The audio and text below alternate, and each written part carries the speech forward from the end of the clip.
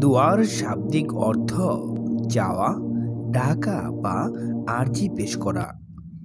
শরীয়তের পরিভাষায় আল্লাহর কাছে বিশেষভাবে কোনো কিছু চাওয়াকে দোয়া বলা হয়।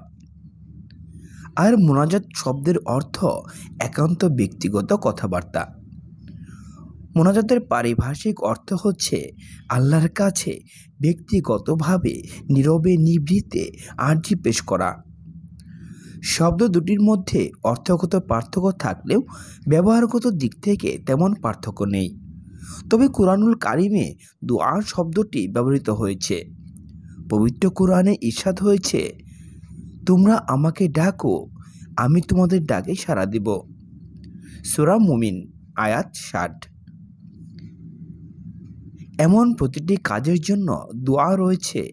দোয়া পরে কাজ শুরু করা রাসূল সাল্লাল্লাহু আলাইহি সাল্লামের সুন্নাত। দৈনন্দিন জীবনযাপনে দোয়া পাঠে যত্নবান হলে বরকত ও কল্যাণ লাভ হয় এবং দোয়ার মাধ্যমে আল্লাহর নৈকট্য লাভ করা যায়। এ প্রসঙ্গে নবী করিম সাল্লাল্লাহু আলাইহি সাল্লাম বলেছেন, যে ব্যক্তি আল্লাহর কাছে কিছু চায় না, আল্লাহ তাআলা তার প্রতি অসন্তুষ্ট হন। হাদিস শরীফে দোয়াকে ইবাদত আখ্যা দেওয়া হয়েছে। এ বিষয়ে আল্লাহ রাসূল সাল্লাল্লাহু আলাইহি সাল্লামের স্পষ্ট ঘোষণা। তিনি বলেন, দোয়াই ইবাদত। তিনি আরও বলেছেন, দোয়াই ইবাদতের মগজ। আল্লাহর নির্ধারিত ভাগ্য লিখন অবধারিত, তবে যে একটি মাত্র পদ্ধতিতে তা পরিবর্তন সম্ভব তা হলো দোয়া। এজন্য সুন্দর জীবনের জন্য আমাদের বেশি বেশি দোয়া করা উচিত। নবী করিম সাল্লাল্লাহু আলাইহি সাল্লাম বলেন, তাকদীরের বিরুদ্ধে সতর্কতা কোনো কাজে আসবে না। যা ঘটেছে ও যা ঘটতে পারে তা থেকে শুধু দোয়াই পারে নিষ্কৃতি দিতে। কোনো কোনো দুর্দশার সঙ্গে মোকাবিলা করে বিচার দিন পর্যন্ত লড়াই করতে থাকে দোয়া। মুমিনের কোনো দোয়াই বিফল হয় না।